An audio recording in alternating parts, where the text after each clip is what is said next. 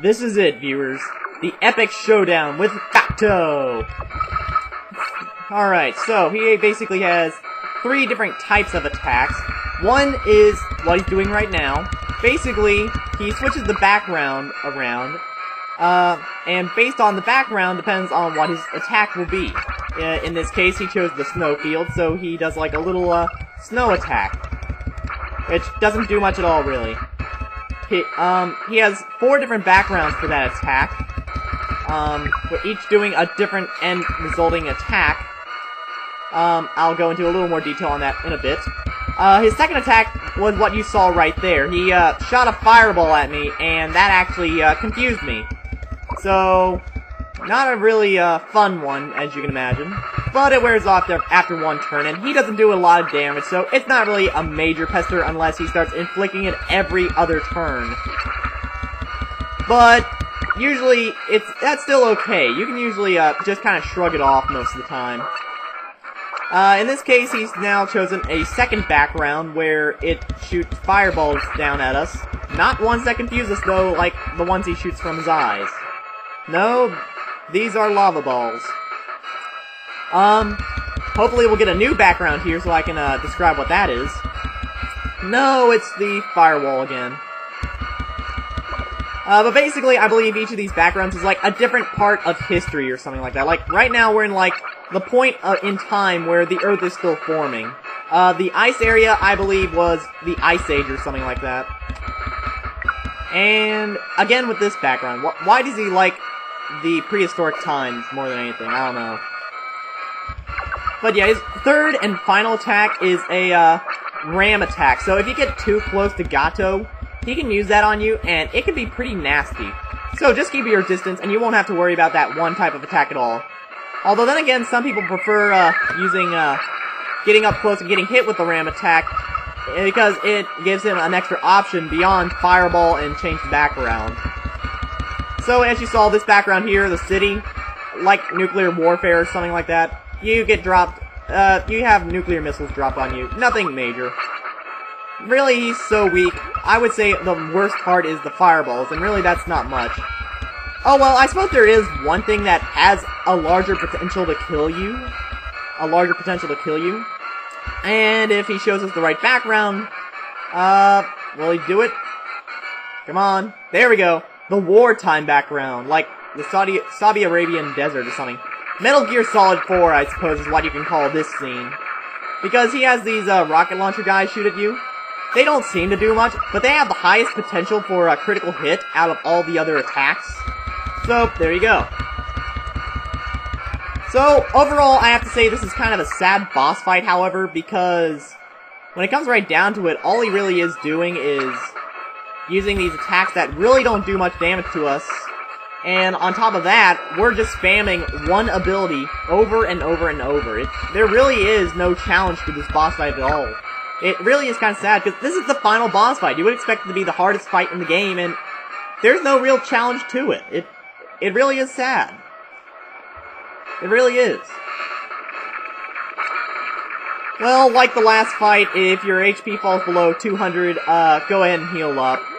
He's getting nowhere close to that yet, though, so I'm still okay. Unless I stop with my back turn, but we're still okay. So, there you go. So, I suppose since I got a little time here, this is gonna take a while, about 10 minutes as a fight. So, I'm gonna actually take the moment to actually talk about the plot of the game, because I've actually talked with 1 or 2 people, and they agree that the plot is not exactly the easiest to put together. So, basically, my best attempt at filling in the holes that haven't been put together is Rask invented the Tetron 100 years ago, and it had the power to allow the user to manipulate and travel through time. Rask saw its potential for evil, and chose to hide it in order to prevent it from falling into the wrong hands. Gateau found out about it, however, and he chased Rask to Earth in order to get, well, not Earth, Quintenix, sorry, in order to get the Tetron. But thanks to our unintentional trip in time, using the future Tetron, we ended up stopping Gateau. However, on the return trip using the past Tetron, Gateau and his ship were also sent into the future. but not as far. Like, where we got sent 100 years into the future, I'd say he instead got sent like 98, 99 years into the future, or something like that. Anyway, that gave him the time he needed to build the hacker army before the beginning of the game. Yeah, he built the hacker army. That's been kind of affirmed, but the thing is, he built every one of those hackers. Yeah, this is a kind of a minor reveal, I suppose, is that the hacker army is a bunch of robots. Yeah, I mean, if you thought about it for a moment, the fact that they exploded every time you, destroyed them was kind of a pretty big hint, I would say. But anyway, moving on, he, used the hacker army not only as a method of getting revenge on Choco, and in an indirect sense, Cookie and Rasp, but to another extent, he, used the hacker army as an expedition back to Quintenix so that he could recover the pieces of the Tetron from where Rasp hid them.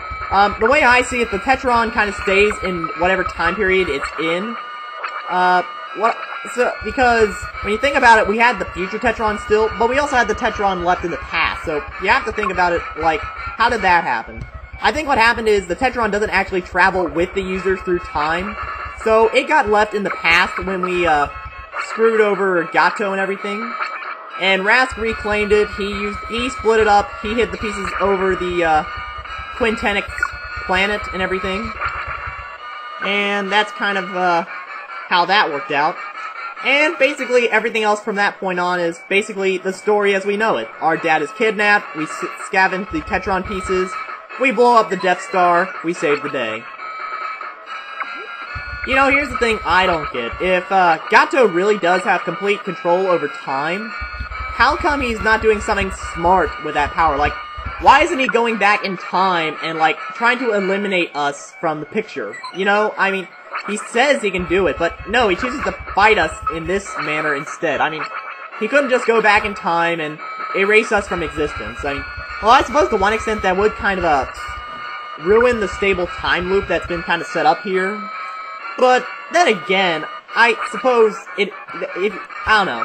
Really, I would think it really would not affect anything in the long run, because he would still rise to power, he would still have the Tetron, he would actually succeed. But no, now he's gonna get his ass kicked. You know, another thing I think that they never really closed the loop on was Napoleon. I mean, he was on the ship as well, alongside Gateau. How did he avoid getting sent back in time, well, sent forward in time, I should say, with us? Because obviously he was put in charge of protecting one of the pieces of the Tetron. I don't know, maybe somehow he got off the ship before, or maybe being a robot or something, well, I don't know, being a robot would not have stopped him from traveling through time, but even so, what stopped him from traveling through time with us? I mean, something happened, or I don't know. Something happened, maybe he got off the ship, that's the only explanation I can think of. He, at some point, abandoned trying to shut down the engine, got off the ship, and then when the ship got pulled through time, that's it, he just got left in the past, and he helped Rasp in protecting the Tetron. And, I don't know. I suppose to another extent, what kind of no, I really have nothing else to say, really. I think I've basically covered everything I really have a bit of an issue with concerning plot-like elements of the game. If anything, character development probably lacked a little as well, because certain characters who, like, end up disappearing, or at the closest they ever get to dying in this game, I believe, is with, Napoleon exploding. But even then, it's not like they ever really make it a tear-jerking moment, you know, it's... I don't know. I really do think they could have delivered that maybe a little better. So yeah, there you go. So, if I can get rid of this confusion ability, hopefully we can finish the boss fight today. If he'll stop confusing me. Come on, stop confusing me. Come on, stop confusing me. I don't want to use the fast forward button. I will. Okay, good. I think I actually take him out in the next hit or two. Maybe not this hit, but the next one or two hits, for sure. Yeah, Gateau has a lot of HP, but again, as long as you keep spamming, the Phoenix run, and, basically heal when you need to, he goes down pretty quickly. So, there you go.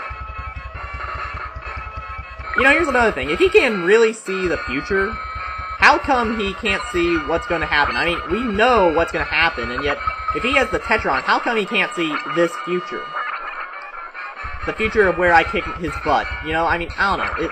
Is he just incapable of seeing that far into the future? I don't know. This really is a bit of a paradox. The Tetron is supposed to have all this power, and this machine is supposed to give him the power as well. Oh, crap. I really do need to heal. But yeah, how come, it's supposed to give him all this power of time and everything, and in the long run, it really doesn't help him at all. I mean, watch. I'm gonna finish him off with this hit right here. Yes! Finally, we defeated Gateau. Look at the... Foresee that future, Gateau. Ha ha ha!